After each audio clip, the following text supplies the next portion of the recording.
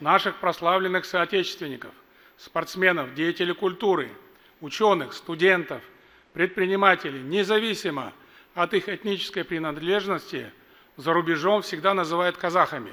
И это естественно, так и должно быть. Наше общество представляет собой союз свободных и ответственных граждан, объединенных общими идеалами и ценностями. И это еще одно яркое проявление нашей общей национальной идентичности. Поэтому сегодня все наши граждане ощущают себя членами одной большой, единой казахской семьи, по сути, нации. Мы все одна семья, и это не громкие слова, а наша привычная реальность. При этом наше этнокультурное многообразие, которым мы по праву гордимся, никуда не исчезнет, а наоборот, еще более укрепится за счет единой гражданской основы.